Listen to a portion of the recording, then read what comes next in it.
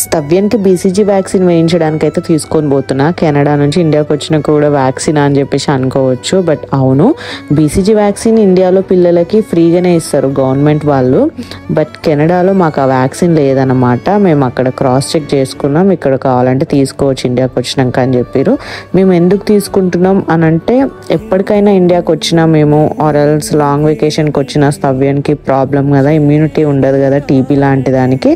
So అందుకే మేము ఈ లైవ్ వ్యాక్సిన్ అయితే వేయించుకోవడానికి ఇక్కడికి వచ్చేసినాము. That government vaccine. ప్రైవేట్ కంటే గవర్నమెంట్ వ్యాక్సిన్సే ఎక్కువ సేఫ్ అని విన్నా నేను, అందుకే గవర్నమెంటే ప్రిఫర్ చేస్తున్నాము. అండ్ కెనడాలో అసలు ఇక ప్రైవేట్ అన్న ముచ్చటే ఉండదు. ఇంకా వ్యాక్సిన్ విషయానికి వస్తే ఈ వ్యాక్సిన్ చాలా పెయిన్ఫుల్ అంట. ఎందుకంటే ఇది లోపలికి కూర్చారు, జస్ట్ స్కిన్ పైన ఇంట్రాడర్మల్గా ఇస్తారనమాట. అందుకే ఇంకా స్వెల్ అవుతుంది, మచ్చబడుతుంది అని చెప్పేసి నేను విన్నా. బట్ ఇంజెక్షన్ తర్వాత స్తవ్యం చాలా కూల్గా ఉండే, ఏమి ఇబ్బంది పెట్టలే. That's it guys. వీడియో నచ్చితే సబ్స్క్రైబ్ చేసుకోండి.